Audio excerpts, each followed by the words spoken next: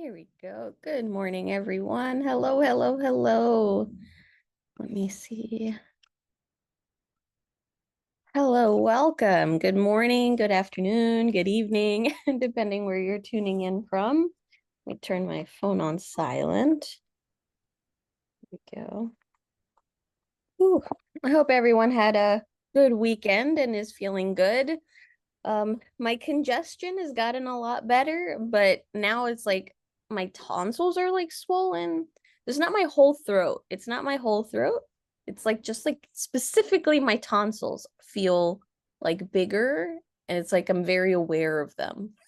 Like if that makes sense. So it's like not my entire throat. It's just my tonsils. Um, but I think I can talk fine. So um it just they started hurting a little bit yesterday, and then when I woke up I was like, ooh, that's not a nice feeling.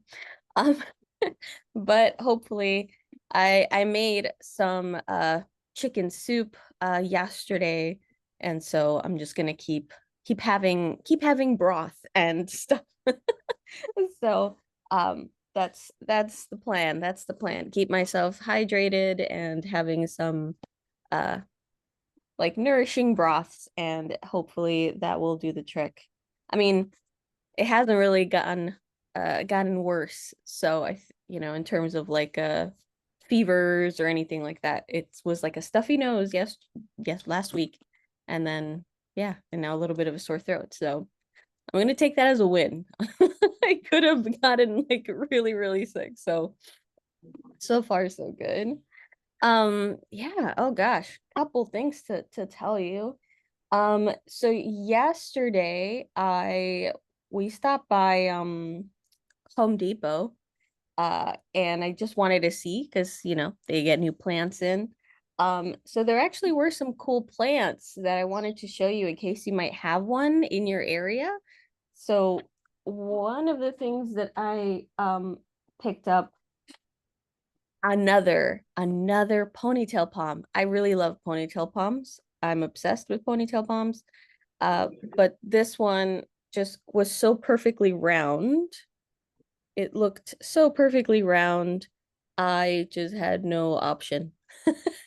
I couldn't leave it behind. I mean this is cute. It's a cash po, it's a display pot. So this is the actual plant. But look at that caudex. It just looked so pretty, and I ended up I had to grab it. So pretty cool. I really love ponytail palm. So I grabbed yet another one. But one that caught my eye, that I was really happy about because I hadn't seen it in a bit, was this tree ivy. And so tree ivy is actually hybrid. So pretty. It's actually a hybrid between um Hedera helix, which is English ivy, and Fatsia japonica. So they actually are able to hybridize these two. They're closely related, so they're able to do so. Um, and they create these little plants that have very similar like leaves to the English ivy, but they grow in the form, like the growth pattern, the growth habit of the Fatsia japonica. Uh, so I had gotten one of these like a year ago or so. Um, it didn't do very well. I got it. I think I got it like during the summer. It's slightly cooler now. We're heading towards winter, so I'm wondering if giving it another try. So just wanted to show you this guy because I just think they're so pretty. It's a little crowded in here. It looks like there's more than one plant. So here you could actually see how it's kind of like there's like see how it's like jammed in there. There's these these leaves back here are like crunched in. Here, they think this is better. Hey, hold on. Maple is climbing up and drinking water that's meant for the plants. Puppy, this is not water for you. This is not water for you. That is that is not water for drinking, puppy.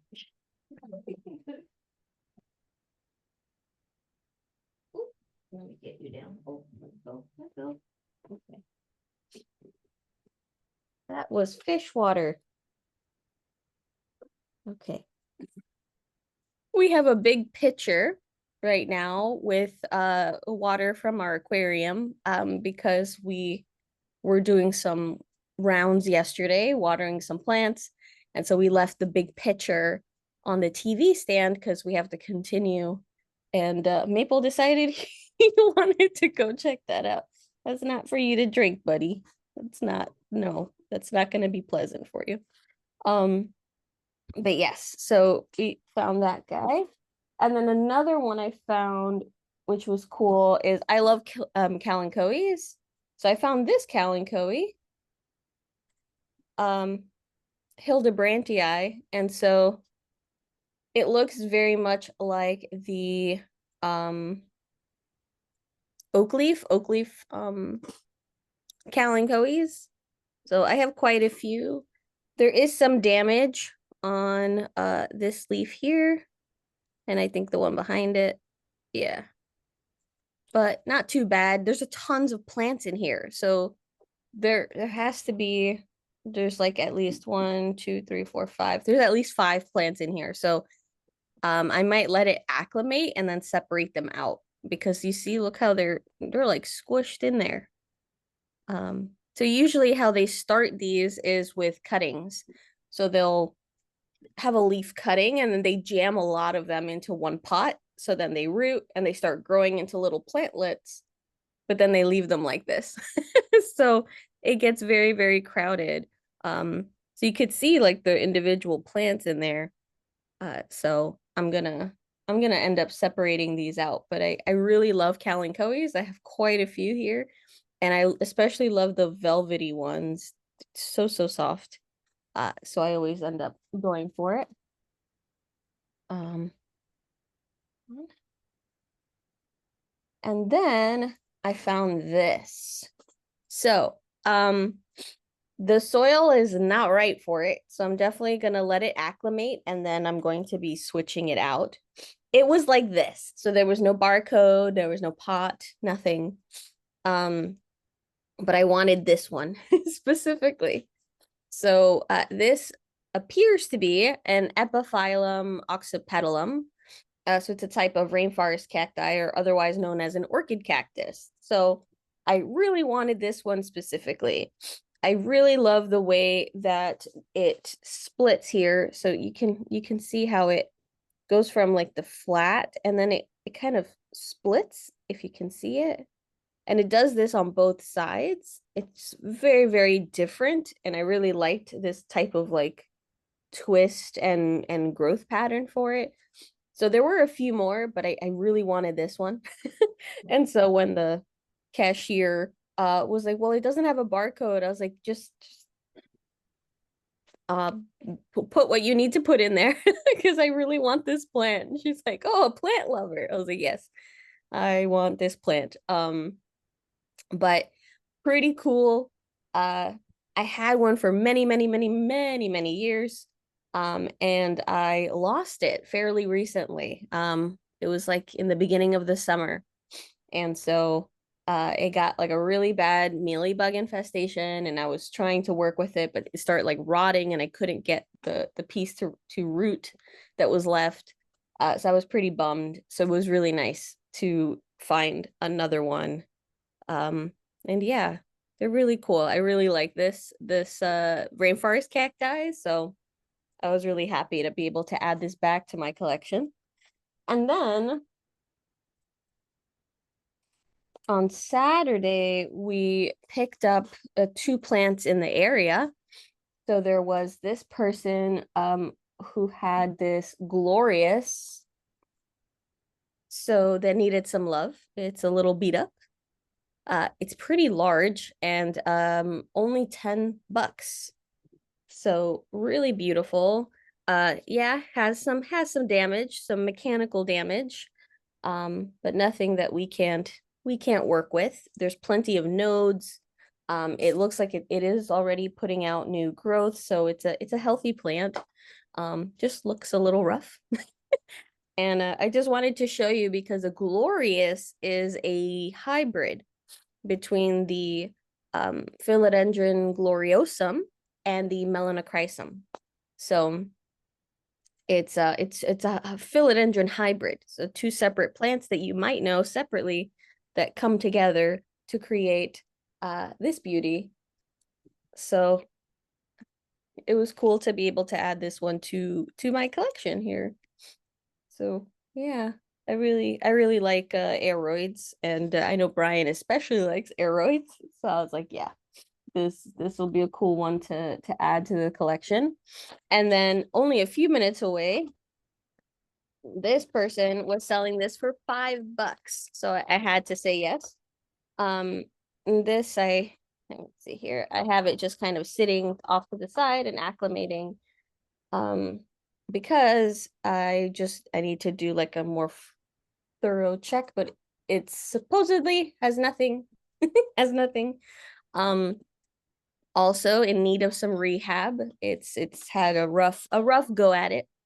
But this is a philodendron silver sword that survived kind of like a mite attack.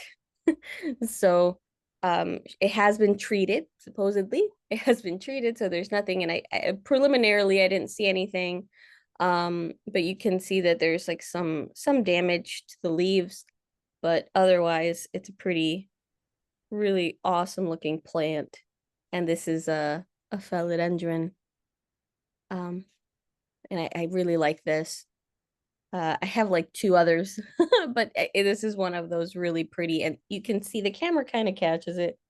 It's this really silvery kind of look to it. It's like I like the deep forest greens, and then the this kind of like silver blue hue that they can get. So I'm gonna give that a more big check later today, so I kind of have it off to the side, just so that it doesn't come into contact with the other plants. Oh yeah, Synth is asking, please tell us again how long you acclimate your new plants to your living area. Yeah. So a minimum of 2 weeks. So what I tend to do is, so off to this side of the room is our bookshelves. And so we don't really have any plants there. And so what I like to do is I kind of situate all the new plants in that area. So they're still getting a lot of light. Like right now, I'm getting a ton of light from this western window. So you could see like this is all sunlight. So it hits this side wall really, really nicely. More so in the summer, of course, but still does in the winter.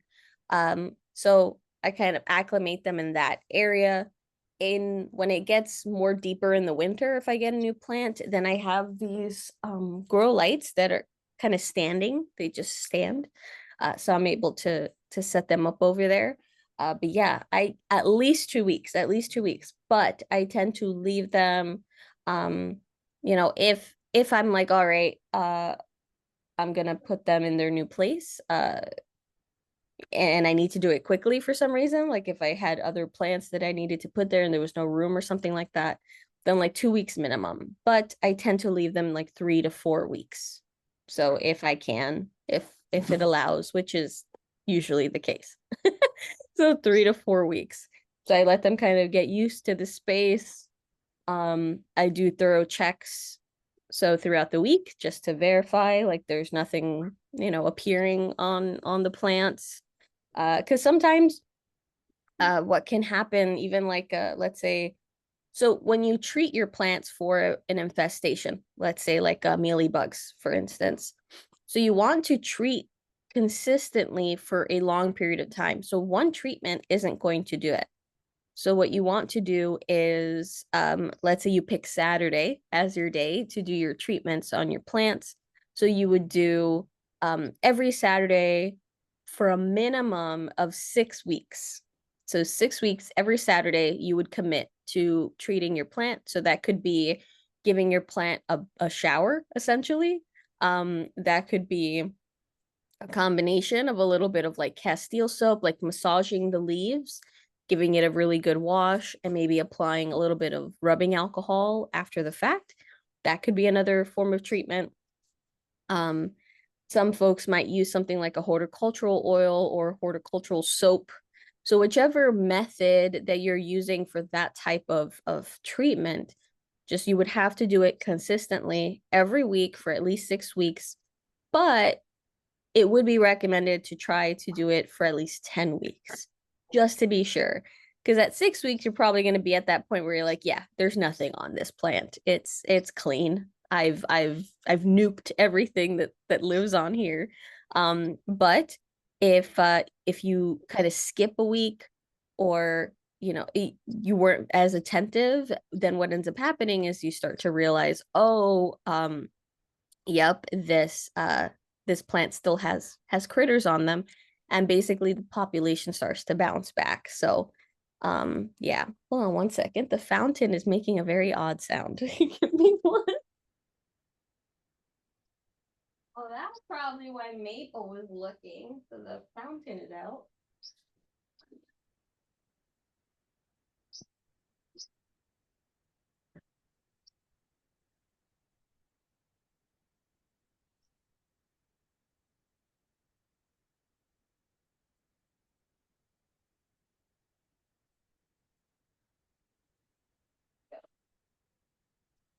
So confused. I was like, why is the fountain all of a sudden making that weird sound? And it's because the water line dropped. So that's probably why Maple was going over here to try to check out the fish water. Um, but yeah, and then the last thing, just to show you, is Holly. I don't know if Holly is here today. The sago palm came in on Thursday. So I have it, so I have like a little table right now that I pulled over here. So I have the sago palm that you sent me. Um, yeah, I have to do like a very thorough cleaning, so I'm probably doing that between today and tomorrow. Um, I'm going to be doing a very thorough cleaning, and because it got a little covered a little covered in soil during the transit process. Um, and to try to see, and I'll cut this back. But I was trying just in general to try to see like what this could be. And I do think they are leaves. So I think they are leaves, these little alien looking things. Um, so I think they are leaves, but for some reason they aren't coming in as they would usually. It's a very odd like morphology. So I don't know if it's something that the plant during the process of making the leaves, something is going amiss. Or what's going on. So I'm going to be giving it a thorough clean, cutting back this stuff. um and let's see. uh but yeah, it did arrive in one piece. It's just the soil kind of got everywhere. So it really needs to be cleaned up, and yeah, and hopefully we can figure this out. We can figure this out.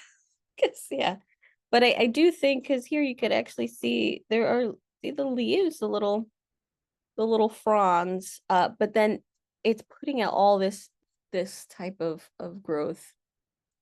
So I don't know. So, well, thank you for the mystery. I'm I'm very much curious about how it's growing.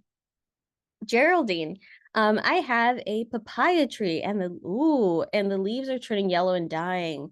What should I do to save it? Yes. So first thing, is do an external check. Is there something that might be causing that? It could be some type of pest.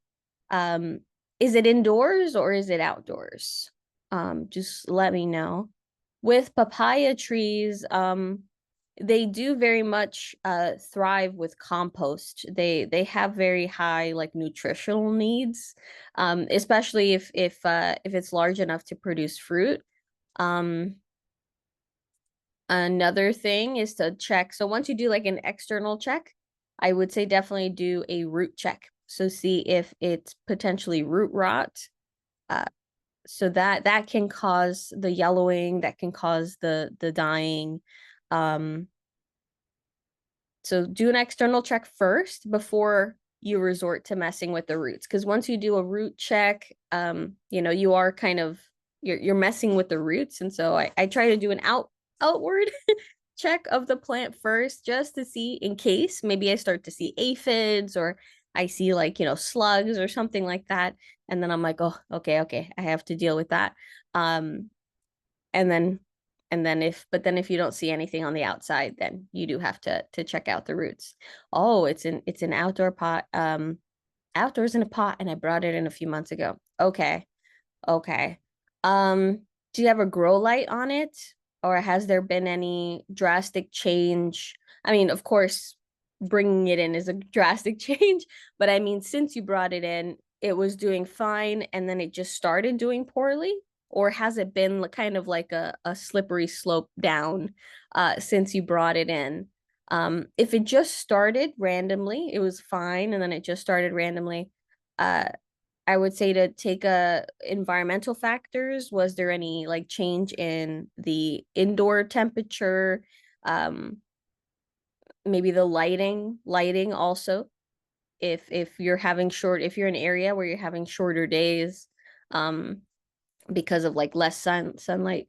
So it's not indoors. Oh, okay. Oh, I just bought it. Sorry, I read that wrong. I thought it said I just brought it in, like I brought it in. Oh, okay, outdoors. Um, yeah. So yes. So check to see if there's any potential pests.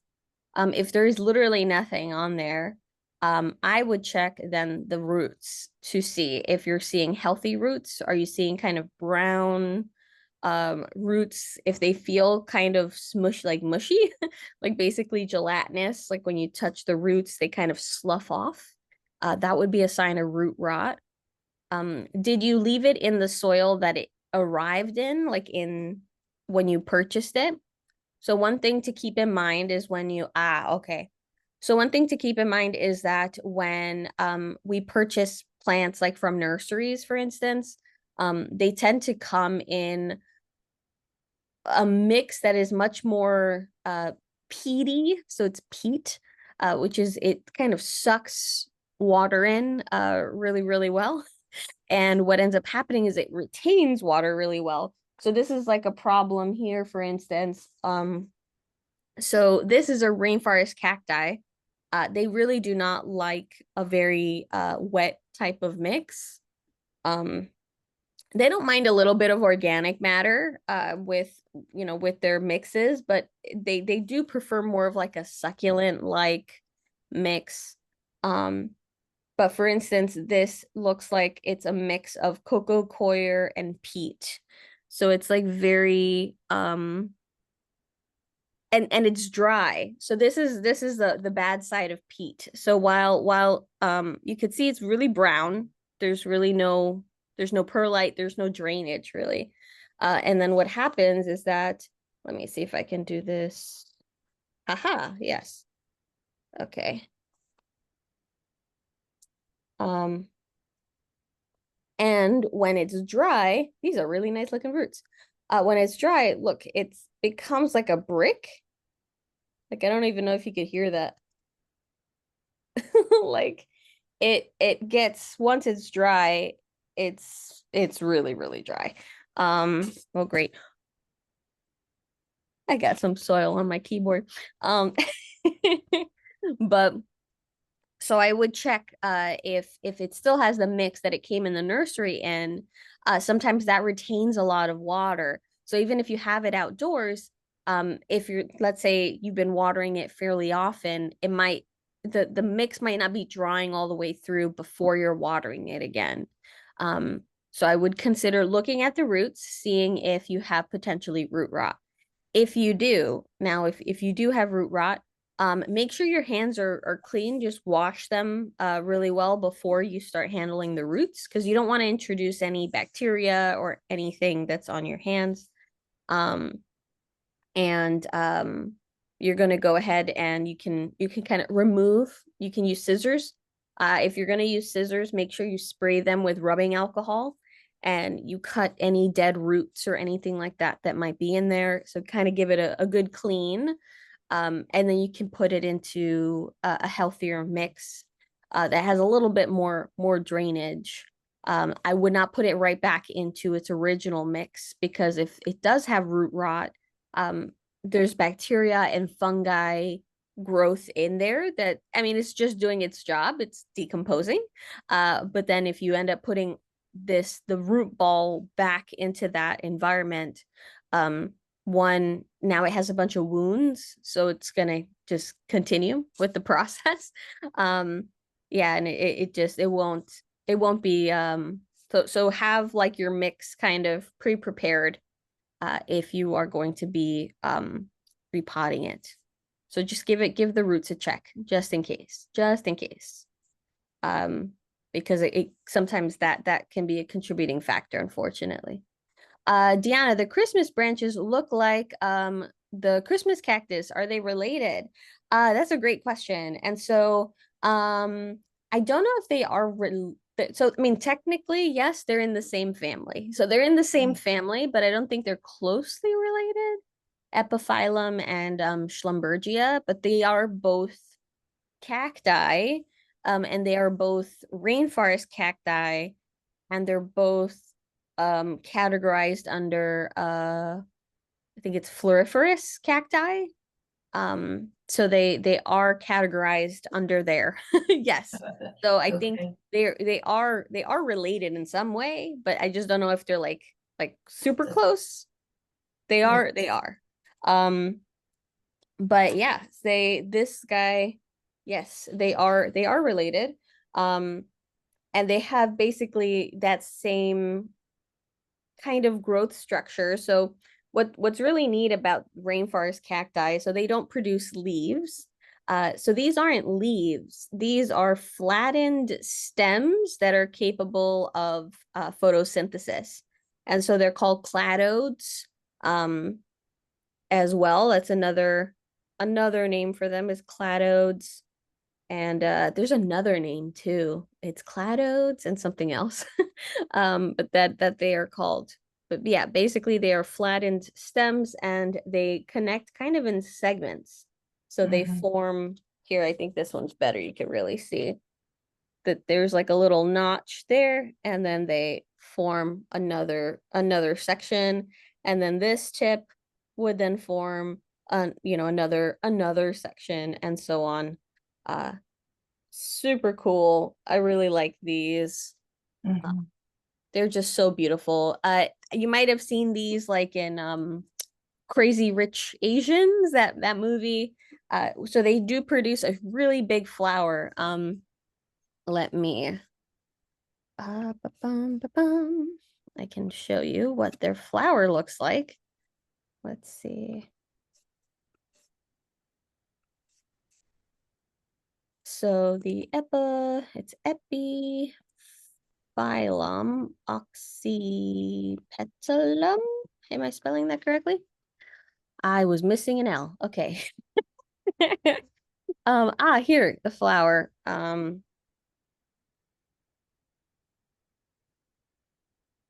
Look at that. So Wow. when they do flower,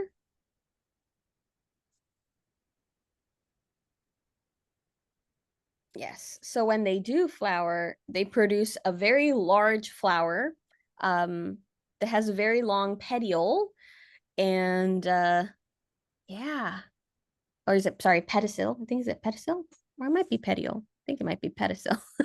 But basically, it has a very large attachment to the cactus. It's like a really long stem, kind of that modified stem that basically holds this flower, and they tend to bloom for about 24 hours on average. There are some that might flower for a few days, um, but it's very common for them to only flower for one day. And a lot of them tend to flower at night, and they tend to be these types of colors, like the whites, creams, light pinks. And it's because they tend to be pollinated by like different types of moths. Some get pollinated by bats as well. So they're very fragrant, really, really beautiful. They're so cool. They're very, very, very cool. Jocelyn, are Yeah, there other they colors are that they they are a come in? rainforest cacti. Um, and so they are under floriferous cacti. So cacti that will produce these types of blooms. Um, yeah, no, they're super, super cool. I really like them. And they have been here we go. Yeah, they are related to dragon fruit. That's dragon fruit. Um, and yeah, there are so many different types of rainforest cacti. Oh, these are so pretty. Um, Lexi, let me see here.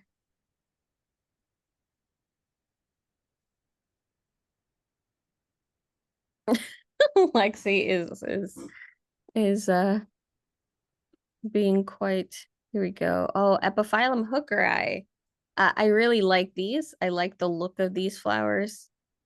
This is really, really pretty. I have an Anthurium hookeri. So it was Hooker was this explorer. Um and so there's quite a few species named after him. You see this, so that's very common in scientific names. So like hookeri, so like Monstera adansonii. So Adanson was the botanical explorer, and so they were called Adansonii. So see this with even Burl Marxii. Um, so yeah, some of these plants are named after um explorers, not always the explorer that specifically found them, but yeah, it can happen. I think echeverias too. Echeverias, I think, are named after a botanical explorer who I think he had collected samples of echeveria before they were actually like known to science. So technically he did discover them. But yeah, super cool. Um, I'm actually thinking about, so I don't know if I mentioned this, but last week, but I have gotten a offer to kind of pitch some classes to a university that wants me to do some teaching, remote teaching, like online classes. And so I'm actually thinking about doing um like houseplant history, but medicinals. So talking about different houseplants that are also medicinal, and then including their history in there. So I've been really deep diving into that. So I have like some fun facts now up my sleeves. Are there other colors? Yes. So I think there's also, but I don't know if for specifically for epiphyllum, but for instance, like the um, dragon fruit flowers. I have seen pinks. Yes, I think there's yellows. But I feel like I've seen pinks, and it's not just the fruit that's pink. I feel like I've seen pink of these flowers themselves. Um, there we go. Oh, that is beautiful. Oh, kind of grainy photo. Let's find a better photo. Kind of grainy as well. There we go. Yeah, this is the dragon fruit. I have a couple dragon fruit plants. I really like dragon fruit. They're just so beautiful. Um, where's the flower? And it was very, very cool seeing look at that. That's a hefty flower. It's cool to see how it's connected, right, to the plant itself. Um, but yeah, it's very cool in Costa Rica. They are very much growing on trees, and so I saw so many growing on different trees, some growing on people's walls, like how like there's ivy that grows on walls. Well, it was dragon fruit. Very, very cool to see in person. Oh man, I love that. That's such a pretty shade of pink. That is really, really pretty.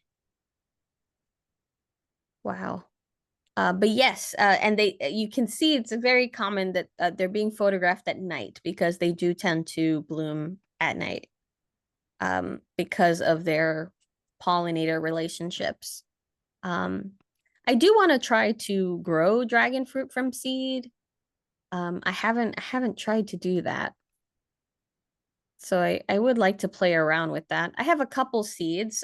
For instance, my Jatropha nudicalis, it had a flower when I originally purchased it, and the leaves were all rotted because it came from Ecuador, and during the shipment process, yeah, no. So all the leaves were like dying. But it did have a little flower on it, and then the flower went to fruit and it did produce seeds. Um, so I have these two seeds. Um, so I'm gonna try to plant them, but I think I want to try some different seeds for like more like house plants, things that I can grow indoors. So I'm thinking dragon fruit as one of those potentialities. I'm thinking also getting my hands on some monstera seeds as well to try to grow a few. I think that would be a lot of fun. And I do have some anthurium seeds that I do want to try out as well. So yeah, I don't know. I have some, I ended up getting some wild wild ginseng, which is native here in like the East Coast. Um, and so I do want to do some guerrilla gardening with that. So it's native. It's threatened in a lot of areas and listed as endangered in some states. And so I would like to, since I manage a lot of forested areas, I feel like it would grow really well in certain areas so that I'm managing. And so I'm thinking of putting some wild ginseng in there very quietly and not announcing where exactly I'm putting them, and seeing if I can have a little population going, and then I can share out more seeds. So we'll see. That's the plan, is to do some guerrilla gardening. Yeah. Um, yeah, Geraldine, are they easy to grow? So is the epiphyllum like easy to grow, or the dragon fruit? Both of them are so rainforest cacti tend to be very easy to grow just if you understand them. And the big thing that you just need to understand is just that while they are cacti, they are thirstier than, let's say, the desert terrestrial cacti. And so, knowing that they need a very well draining soil, but that they will need like watering more often. And also, they don't like the light as intense. Um, some species, dragon fruit can take really intense light, but they're thicker. If you see, like, it's like a thicker stem, but these more kind of dainty, thinner type of rainforest cacti, they need either filtered light or to be pulled away from extreme light. Um, so they like light, but they just can't handle really intense light. They can burn. And then they need a very well draining soil. And they tend to need to be watered it can be about like every 2 weeks or so. If you have them outside, it might be a little faster than that. It might be every week. But yeah, about every 2 weeks seems to be the sweet spot for a lot of these. Um, while a regular cactus, you can water it once a month. In the winter, I've watered some of my cacti like every 5 weeks. So, um, it's like a more of a judgment call. It's like, well, it's been really, really cold. I don't want to water too much, so give a little bit of water, and they're perfectly fine. But this wouldn't be the case. They would start to dry out. So that's the biggest thing that just to understand is that they are rainforest cacti, and so there's just slightly differing needs than terrestrial cacti.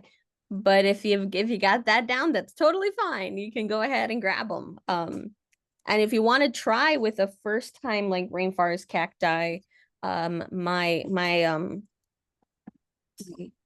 see here.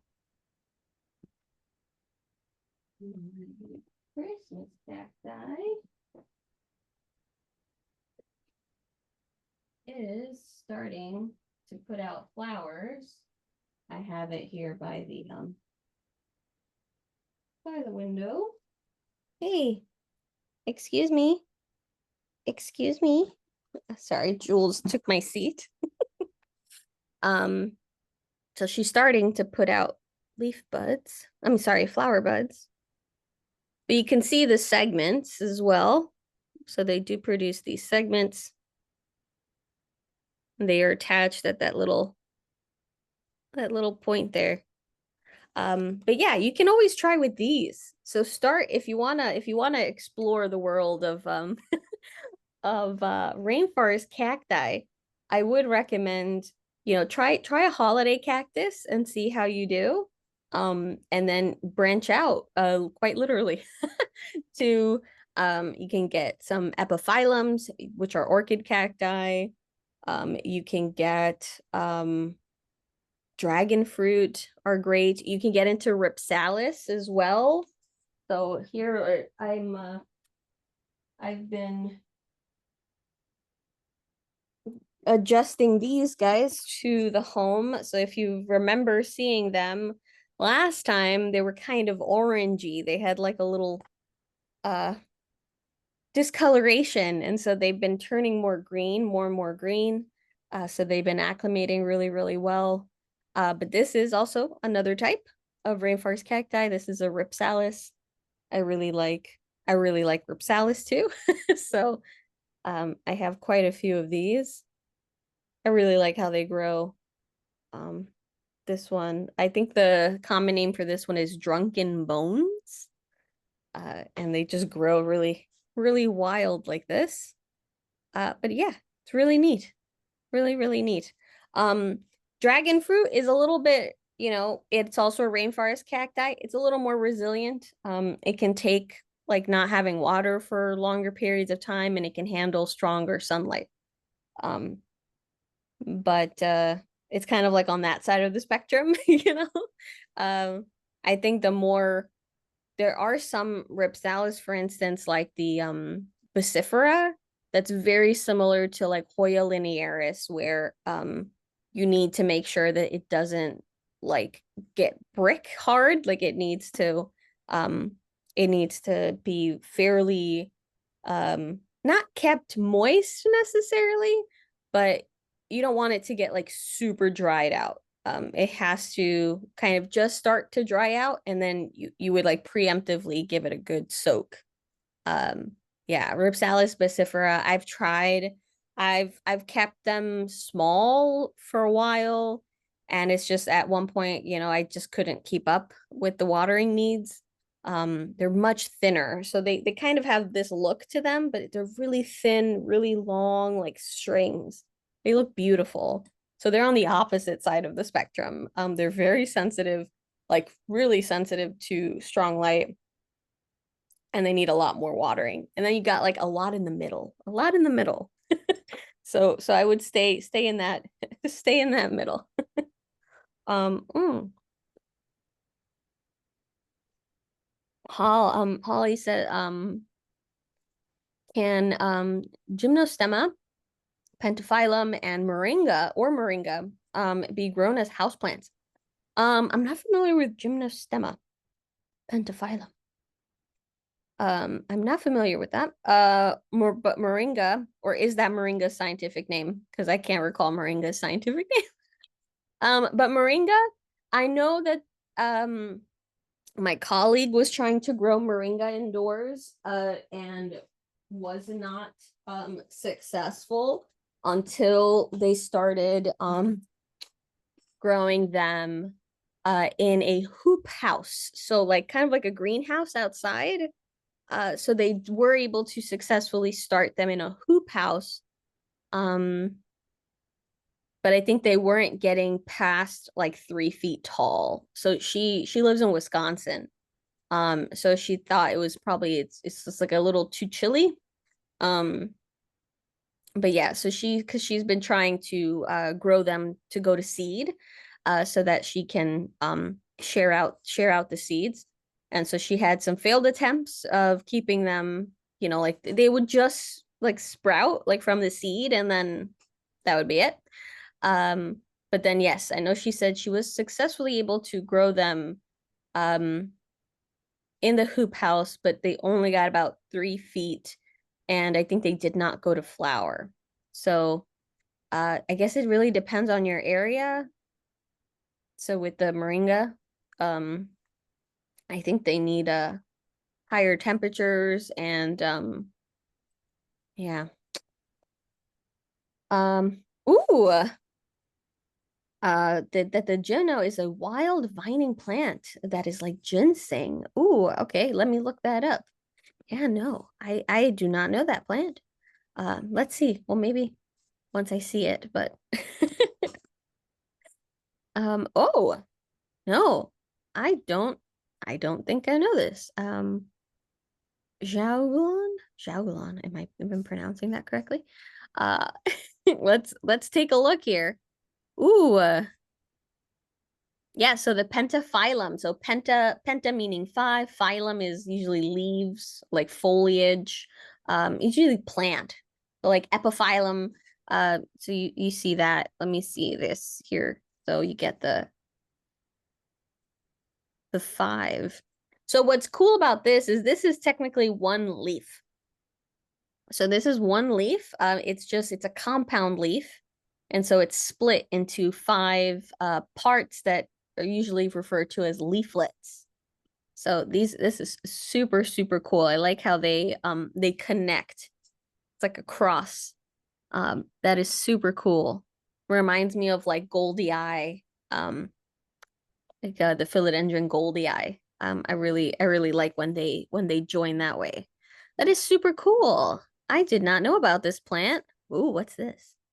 Sorry, now I will start to start to look. This looks really neat. This looks like something out of Dr. Seuss.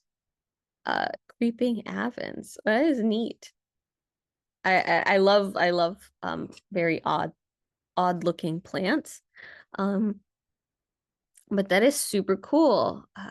Thai. It's an herb. Oh, it's an adaptogen. Adaptogens are very neat. You want to be very mindful of working with adaptogens. So I feel like that term is getting very uh popular, and folks are oh, have this tea, this adaptogen tea. um and so yes, adaptogens are amazing. Um when I gosh, when I was first learning about adaptogens, and I was learning about like uh how the term was coined and the type of experiments that basically they did on mice. So essentially, what adaptogens have the capacity of doing in some cases, not all adaptogens are the same, but basically, they kind of let your body push itself um, a little beyond what it might advise you to. So with your body, it will produce like different like hormones, just like chemical signals to the body when you're really exhausted, like you're super tired. So similar to like caffeine, how caffeine will block, basically, if I'm remembering correctly, it blocks the receptors of adenosine.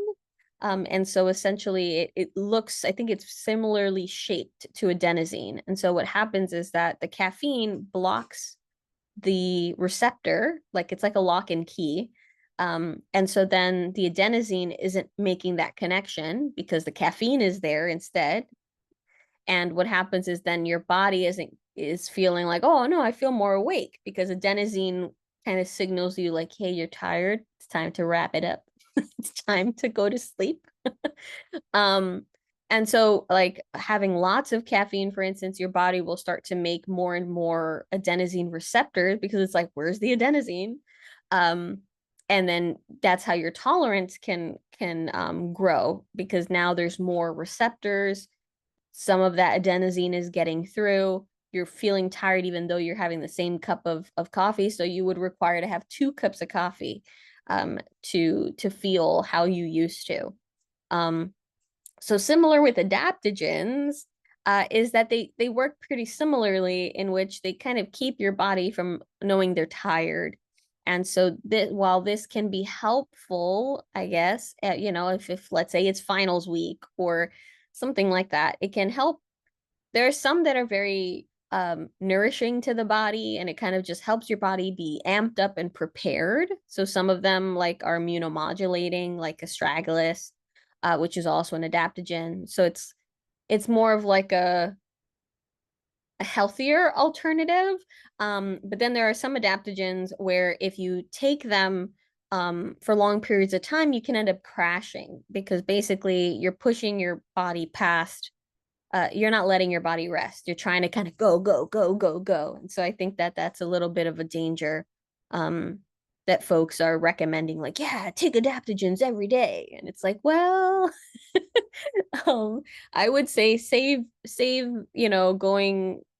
going through like working with adaptogens more so um if you have something like maybe there's a work deadline coming up or it's finals week or it's the holidays. That's a good one. The holidays are coming up. It's the holidays. You're going to need a little bit more energy, but then you're going to be able to rest afterwards. So I wouldn't say like, oh yeah, take adaptogens every day to work at your like top capacity because it's going to be very hard on the body, and you'll end up crashing. um, so yeah, just a little rant on adaptogens. I don't like to see now that it's become very like mainstream, and I'm seeing like all these things like, oh, get these greens, not microgreens, these powdered greens for your smoothies, and like they're packed full of adaptogens, and then take this supplement full of adaptogens, and oh, here's some mushroom coffee, it's full of adaptogens, and I'm just like, this okay, if someone's here like taking a bunch of stuff like this is this isn't gonna end well. It's a little too much. There is a book called Adaptogens, and I think it's Hoffman, maybe David Hoffman. Um, I might have it as a PDF, and I'm happy to share it, but it talks about it.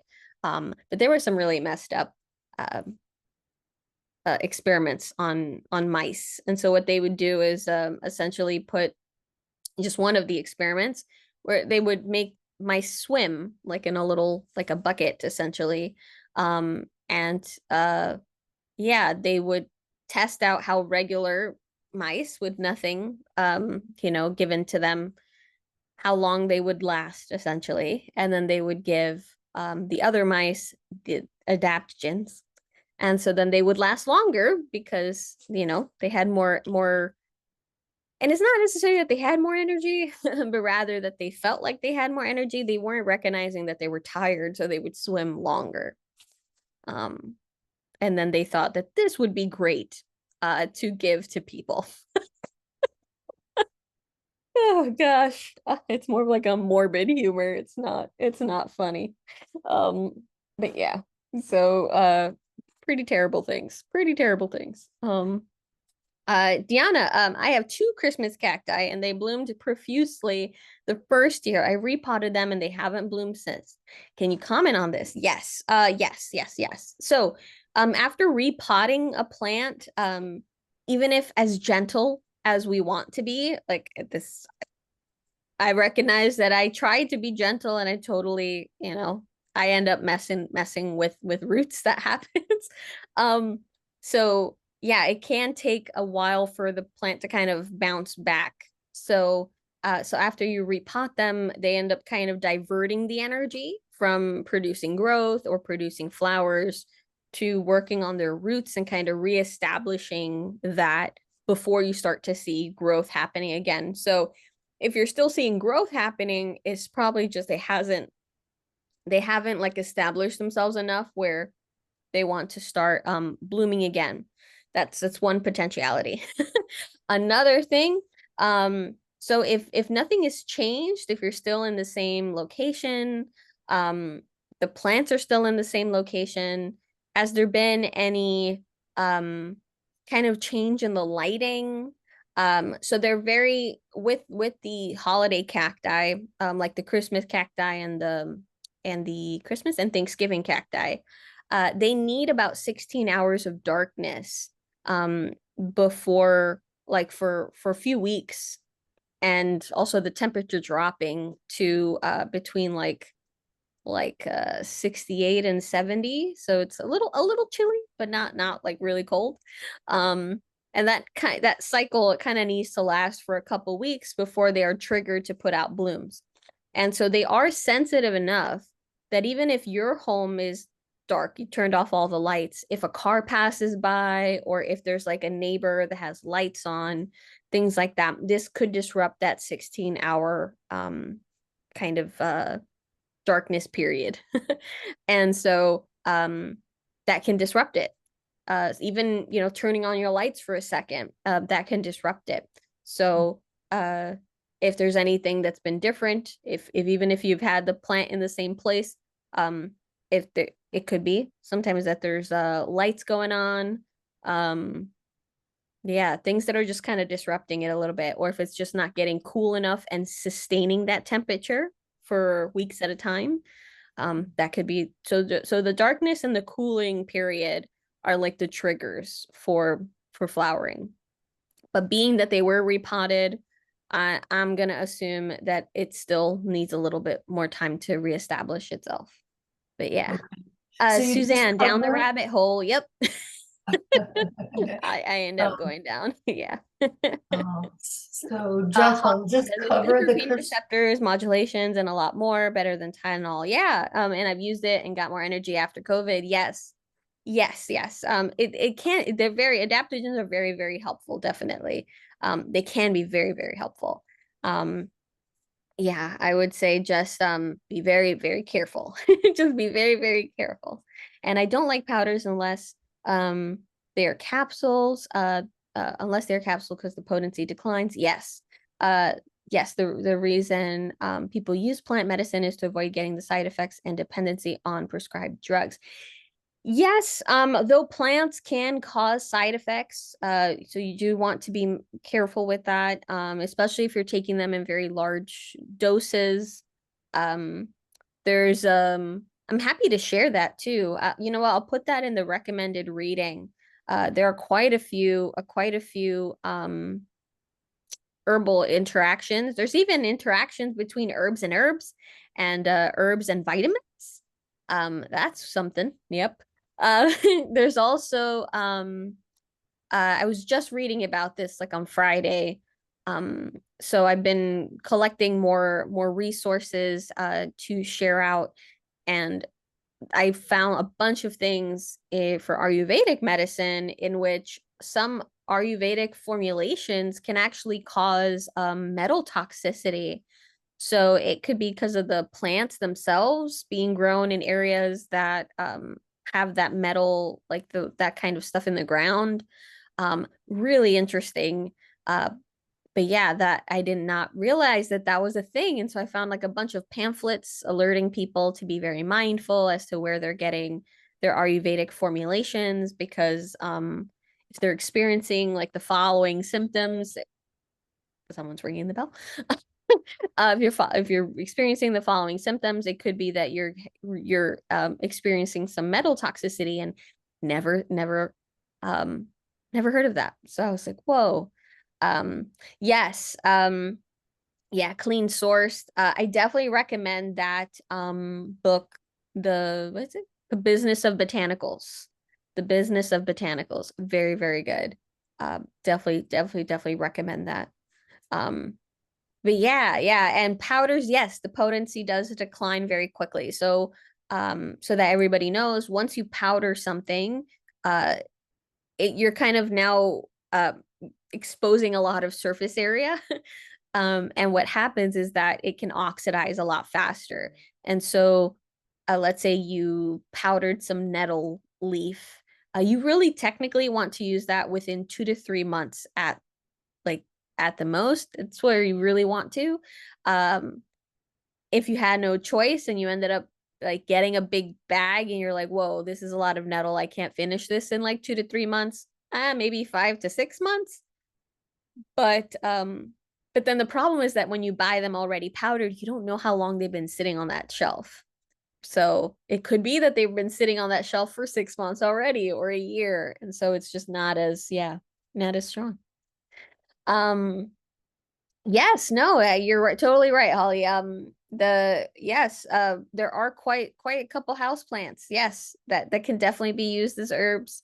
Um, and there's a Yeah, and I think I had mentioned it too that yeah, like when I was in El Salvador and Costa Rica, how I didn't even know that things like snake plants, I knew they were toxic, but I didn't know that snake plants were used very commonly as an emetic. So it's basically it was being used in that herbal capacity to make people throw up because it is toxic, and so it makes you throw up.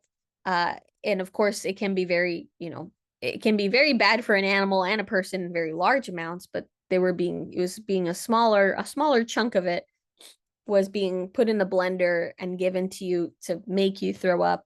If you had potentially, had ingested anything toxic for pets, if they've been given poison. Um, so it's really neat. Also like Tradescantia zebrina is also used. Kalanchoes, so like Kalanchoes in El Salvador are being used for anti-cancer compounds.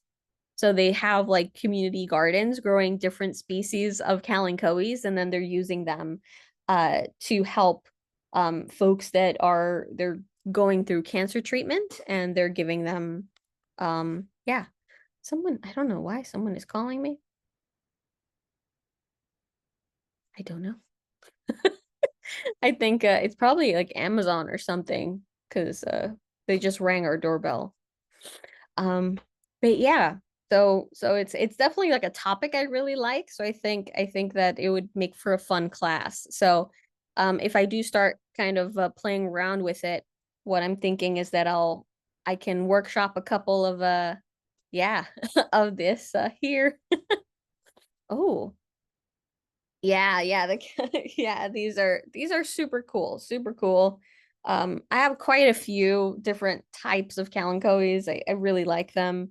They're very, very easygoing. I have quite a few, like even on our west window. I have a couple different Kalanchoes, and I really like Kalanchoes.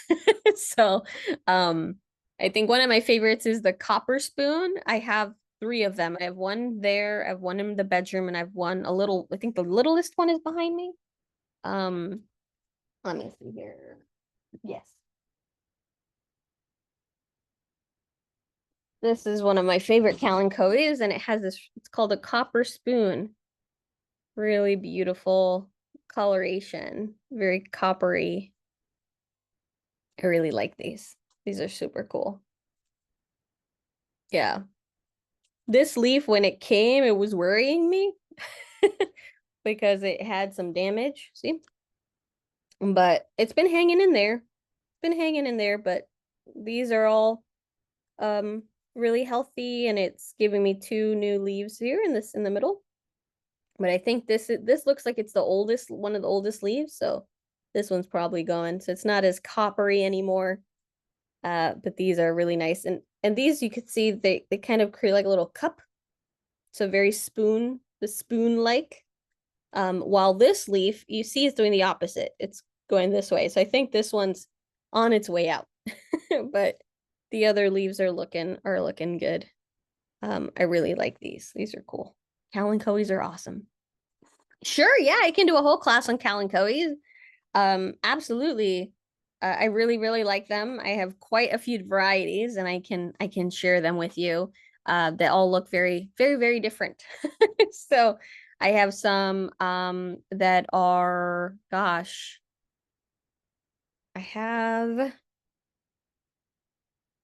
yeah, they grow in very different ways. So I have them in there.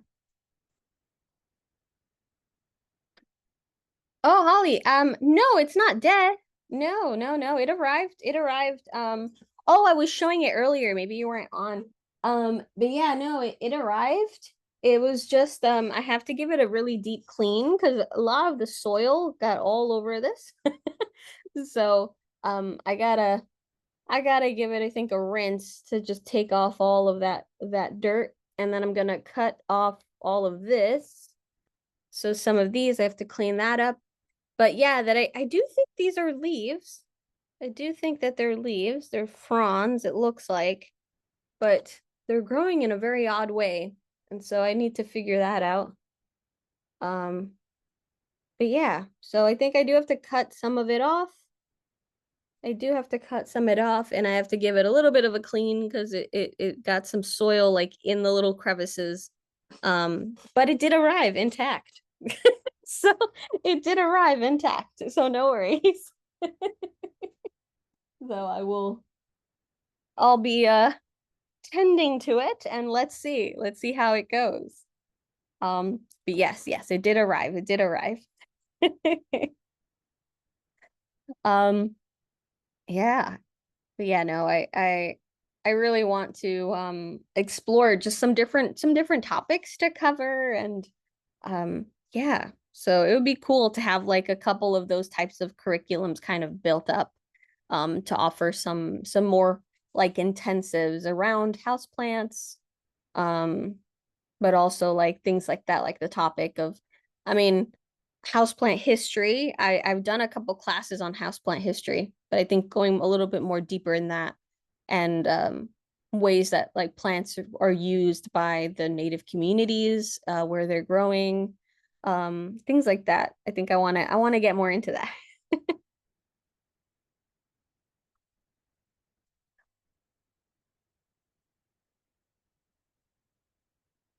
Mm. And I am still working on this book. I've just been so swamped this week, so I couldn't finish it as quickly as I wanted to, but it's really good. So the Survive and Thrive, how to prepare for any disaster without ammo, camo, or eating your neighbor. Very, very good. I'm really seriously, and I think I mentioned this, that even just upon the initial start of it, I was like, holy moly, this is it's so what's it called? Comprehensive. So it really is. There's just so much. There's things I never even thought about, quite honestly. Things I never thought about. Um, and things like how to leave your home prepared too if you know you're going to be evacuating and leaving for a long amount of time. So turning off your gas, um, making sure that the outlets are turned off, especially if there's going to be like flooding or anything like that, because there could be a fire. Um, just bunch of things like that. I just was like, oh, you're right. Like I never thought about that. Um, yeah, and even things like that you could have on hand, like if you have a wood stove, or having like a backup uh like those little things that you get for when you have potlucks, and they are meant to kind of keep the food warm. Do you know what I mean? They're like these little, they're not gas. What did he call them? Propane? I don't know. They're like these little things, and that you can have them on hand, and just have them like in your go bag in case. So yeah. Sure, yeah, Holly, gymnostemma, sure. I can definitely deep dive into it. If there's any plants um that are of interest or anything like that, like you can always let me know, because I want to, if I don't know the plant, then yeah, I'd like to do that.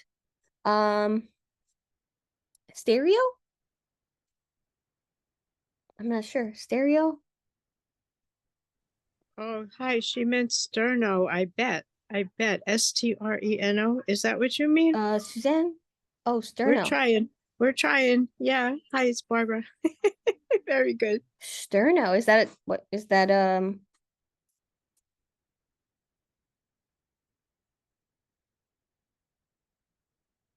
oh, Holly. Yeah. Um yeah, it's pretty nuts if something were to happen, right? Yeah, I don't know. It'd be Yeah, because I'm in an apartment too. So that would be pretty bad. Pretty bad. Oh, um, Suzanne used to keep food warm like a candle. Yeah, yeah.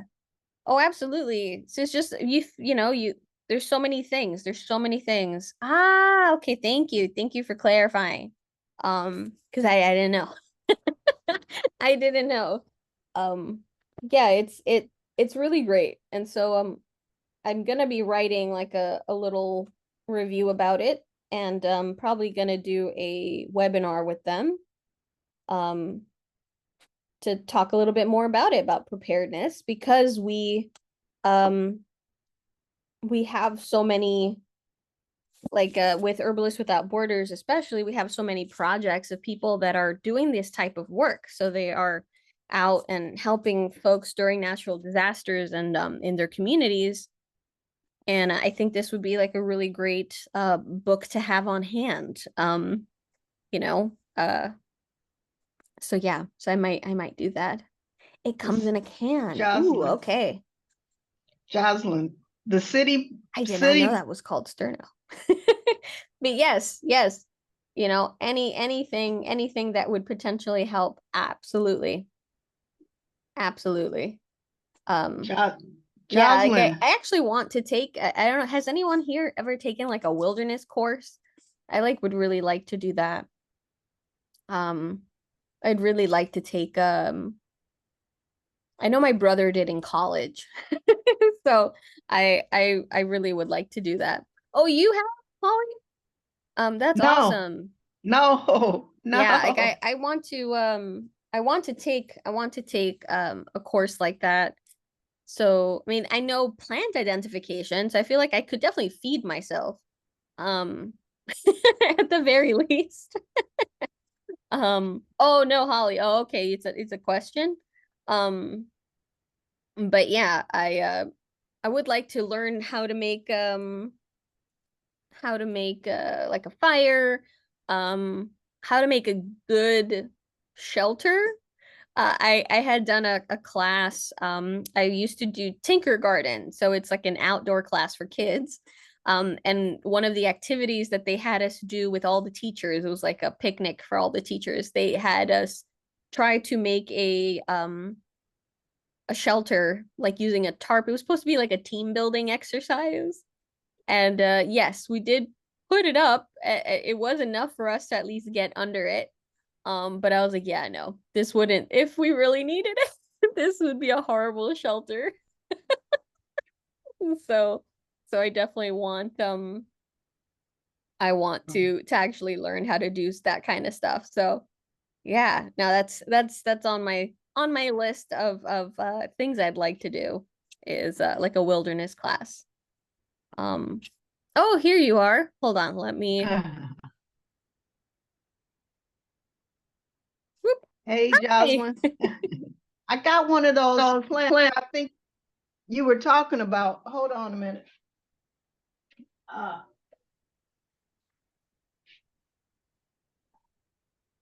Mm, and it had some, it had a flower that was growing on there, you said, and I picked it off and it has never got another one on there, but it's sitting in a good, you know, not too much light place, but I stopped watering it so much because I felt like I was going to kill it. And I think I water it every 2 weeks, but I'm not sure how to get the thing to get those flowers on there.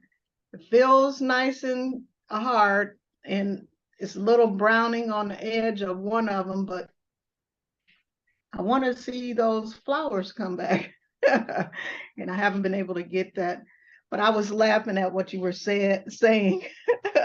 That's why I wanted to let you know that something that you were saying was funny. It had to do with plants. Anyway. yeah, Oh yeah, living in an apartment and being ending up not, well, that book won't do a lot of good because I mean it's good for people to read to understand, but just like we were talking about last week, everybody is doing some kind of get ready for the worst, trying to tell people buy this big package of survival equipment so you Yeah. won't have a problem when whatever this catastrophe happens.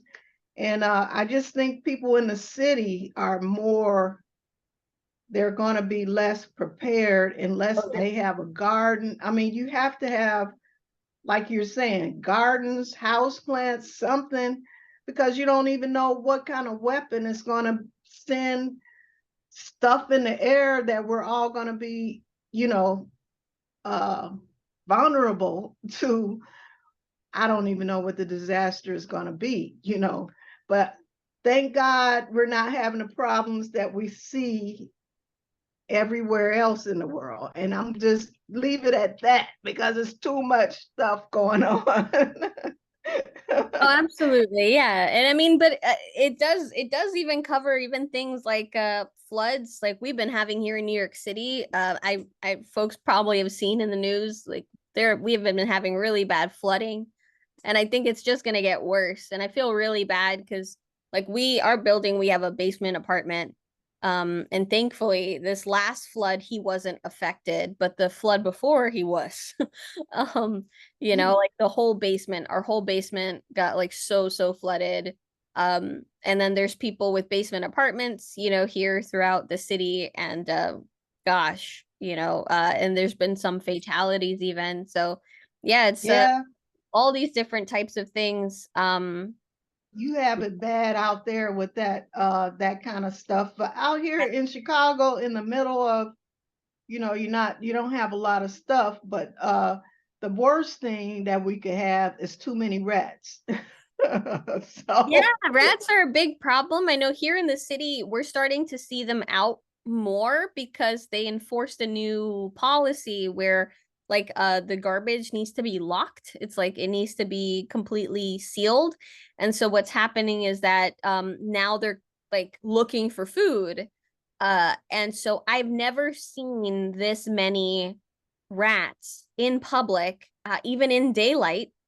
I saw that on Yeah. some videos, but Yeah, they're they don't coming have out. enough what you call those animals that kill other animals. Oh, Like, predators. Yeah. yeah, they need Yeah. hawks or whoever eats rats to, can't they think about that? I mean, The these are problem, some, huh?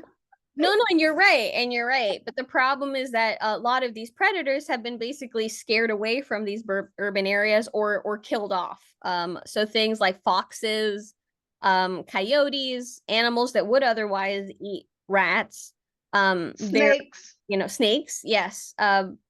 They're kind of, you don't really see them in urban areas because folks are killing them or shooing them off, or it's there's a lot going on. And then yeah, and then with hawks, I mean, I've been seeing a lot of birds of prey here, and I know there's a lot of programs, but the big issue was with the poisons. And so a lot of our birds of prey were being killed off because they were the rats or the mice were poisoned. And then even owls like eating mice. And so then the bird would eat the mouse that had just been poisoned, and then it would in turn get poisoned. And so that has been something that's been affecting um our raptor population, our Hmm. hawks and stuff like that. I have been seeing more bald eagles, which has been really great. And so yeah, I hadn't seen them in New York City since I was a kid. And so now I think we're up to like 4 sightings here, that Brian and I have seen bald eagles here in Queens. So it's been super cool to catch them, especially when we're driving by Flushing to see the bald eagles. And so Colorado, Colorado did a big Colorado is good for like wildlife and everything. They're always doing something to balance the ecosystem.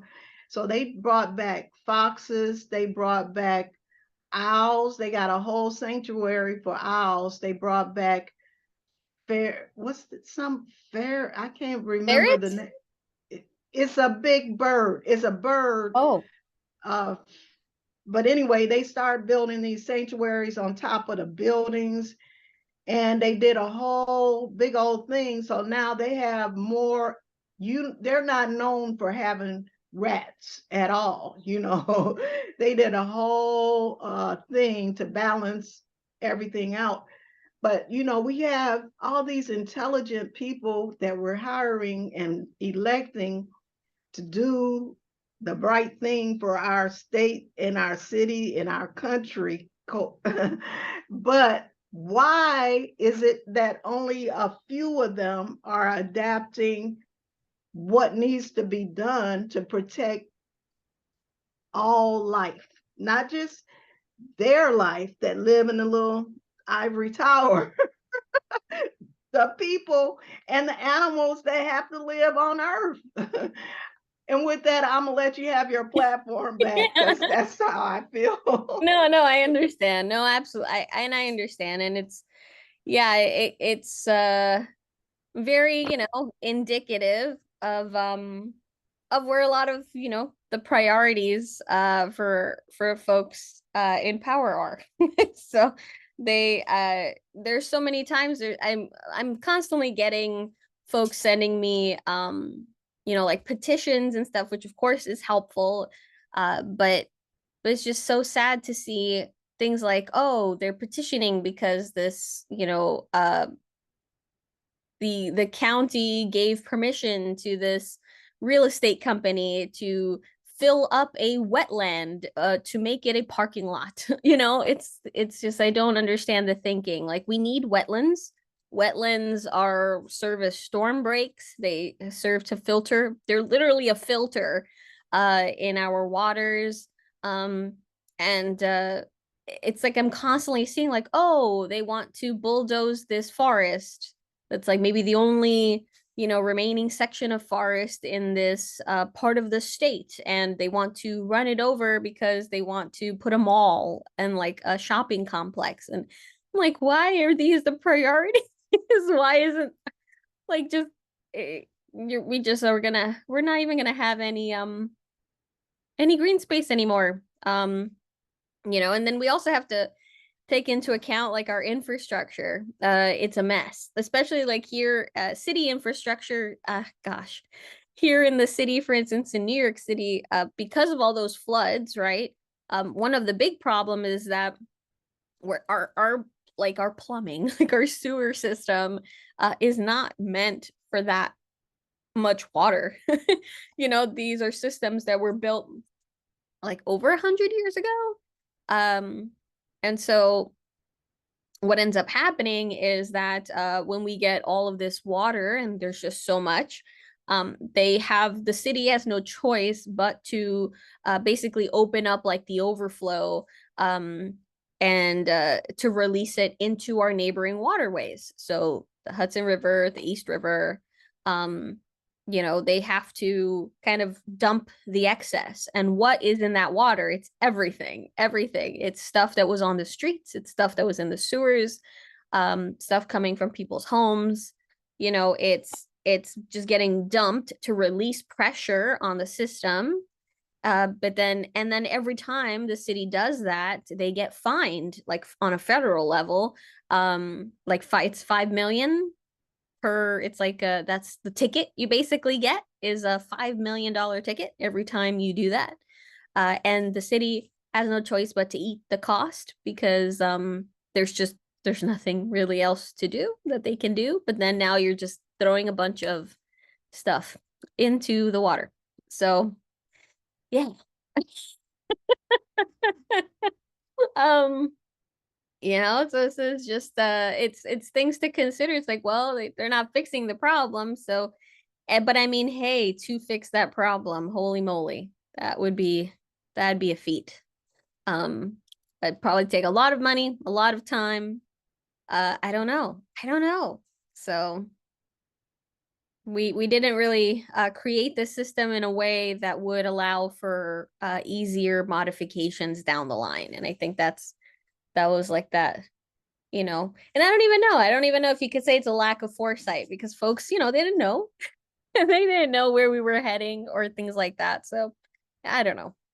But another rabbit hole. But yes, that bleeds into my conservation work. And so it's just very sad to see. I mean, there's so many different projects that have been doing their part in trying to clean our waters. The Billion Oyster Project here has also been adding oysters into the water. They've also been creating kind of like nests for the new oysters. So by they actually collect oyster shells from restaurants, and so baby oysters essentially live on like these other oyster shells. So basically they will dump oyster shells, and then the new oysters will colonize that. They hold on onto that, and they start to grow on that. And it creates, so if you actually see how oysters,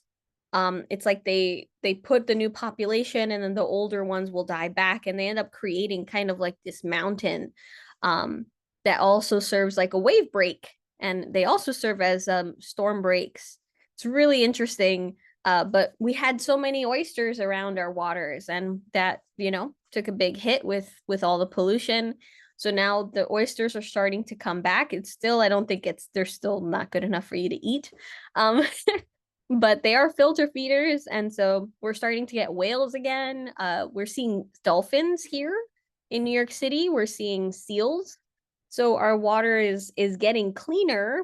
But if we don't, yeah, if we don't do if we don't figure this out, it's I don't want to get back to that place again where there was, nothing like in our waters. So yes, more jobs and creativity. You're completely correct.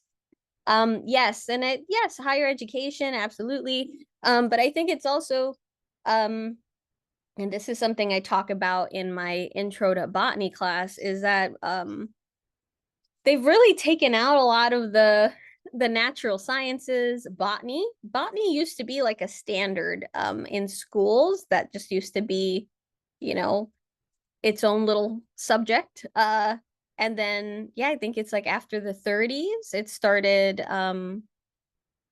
it kind of got absorbed into the sciences, and it became like a chapter that you cover when you're taking your science class. I don't know. I just feel like we've gotten very disconnected. We've gotten very, very disconnected from the environment to understand why the environment is important. It's not just your background, right? It's not just there. It's serving a purpose, understanding how we can influence that, understanding our impact, these little things you think you're doing actually can have a very severe impact on the ecosystem around you.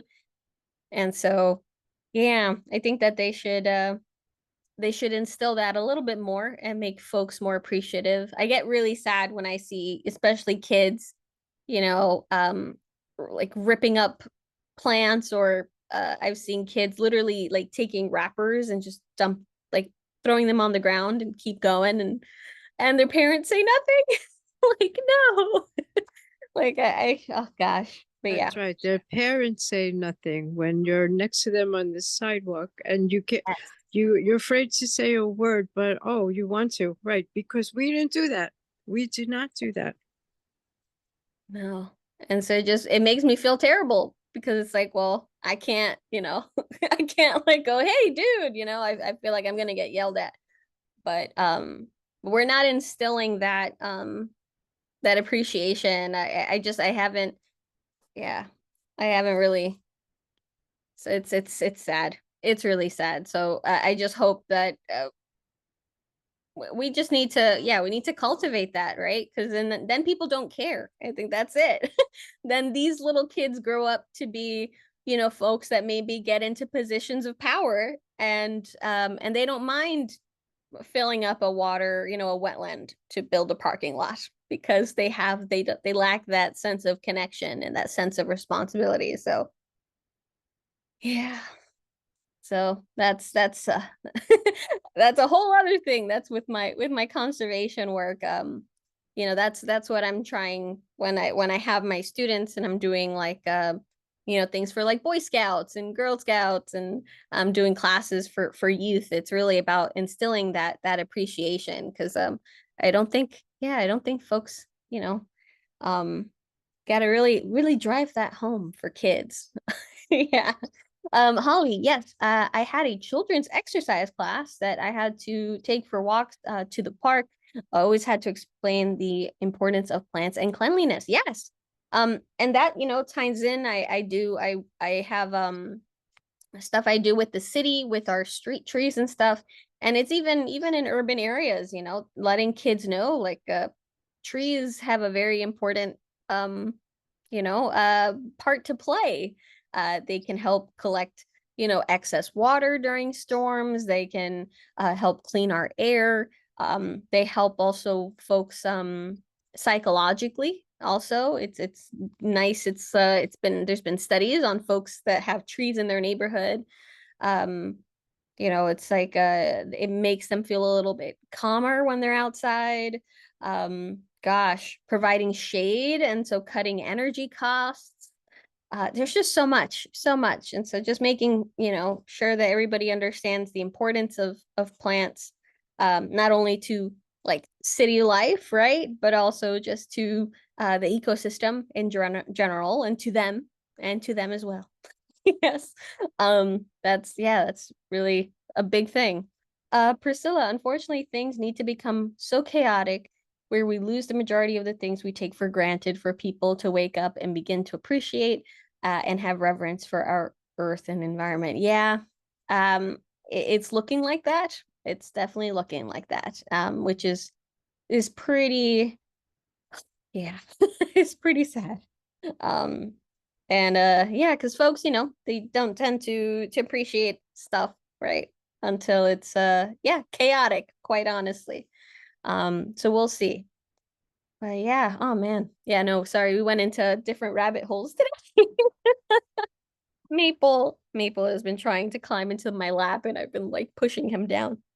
Um, but yeah, no, I mean, I appreciate folks hopping on, and yeah, and kind of diving into into these different aspects. Yes, Priscilla, I need to learn how to grow things in a small apartment. Yeah, yeah. There's this great book. I think it's called Apartment Gardening. I'll try to see if I can find it among my books, but I think it's called Apartment Gardening. Um, and I really like that book. I'd like to play around with that more. Gabby, have you ever done a class on endangered plants? Yes, I have done a class on endangered house plants. Um, but I can totally do a class on just endangered plants in general as well. So I have quite a bit of information because I've done a class on endangered herbs. So yeah, absolutely. Yeah, I can totally do that. Because yeah, it's something to consider, right? Even in the house plant trade, plants are being poached. In the herbal realm, plants are being poached. Um, yeah, so it's people are poaching plants not only for their medicinal value because they want to exploit that, but then they're also poaching them and over harvesting them because, let's say, people like them. It's not even about their medicinal qualities, right? It's just people like them, and so they go out and they collect them because then they can sell them for profit. It's actually in the Philippines. They are starting to literally put trackers. The government is putting trackers on cycads. So on cycad palms, because people were literally even going into other people's homes and stealing them, but then they were going into these areas that were like protected where they were growing, and then they were digging them up and then selling them. And so what the government basically had to do was inject them with these little trackers. And so when they would go and look at the site and they would see that there were some trees missing and these grow very slowly, they basically would be able to track to where who had bought it. And sometimes the person who bought it didn't know. They just thought they were buying a cycad, maybe that somebody had grown. They didn't know. But yeah, and so they've had to resort to literally putting trackers in the cycads to be able to see if, because folks were stealing them. It's pretty nuts. It's pretty so yeah. Priscilla, where can I find a link to your herbal class? Yeah. So I haven't had that active for a while. I mean, I have all my presentations and stuff, but I haven't had that active for a while because I've been working so much. But yeah, I'll pick a I don't know. I'll pick a time and then I'll put like a I think maybe I'll put a poll and see what time would work for folks. Because yeah, then I can share that out. And then I can do the live classes and I'll also put up, any replays and stuff like that. Oh, thank you, Holly. Yeah, they're little little flowers. And Holly, we need to train young people to start guerrilla gardening. Yes. Yes. Like crime pays, but botany doesn't. Absolutely. Yes. Yes. I actually have been collecting a bunch of seeds. I have a bunch of milkweed seeds and stuff. So in the fall, and like now that it's the fall, like into the winter, I want to do a class to do mud balls. So to teach folks how to make so I'm gonna do like a physical class, probably for like one of the city parks, and then but do it also online. And so to show people how to make mud balls in which you put seeds in there, and then when it dries, you have like these little balls ready to go. And so what you do is you take them with you if you're going to like an area, um, and you can throw them. You basically, so as it rains, it kind of melts essentially, and yeah, it can start to sprout. And so you can put different things in there too. You can put a little bit of like worm castings, things that will help them, grow. And yeah, uh, and you can totally do that and then spread the plants around. So absolutely. Um, yeah.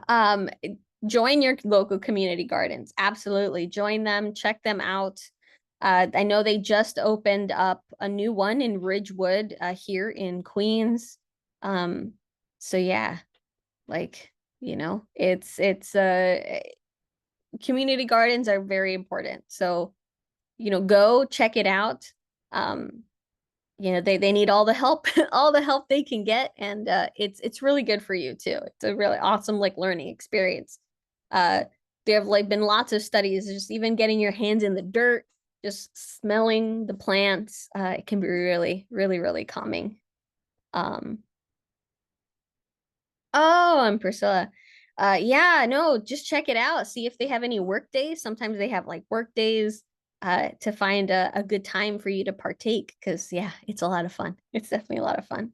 Thank you, Deanna. Thank you so much. Yeah, and wishing everyone awesome. That's very, yes, like, please, I hope everyone has a really great week.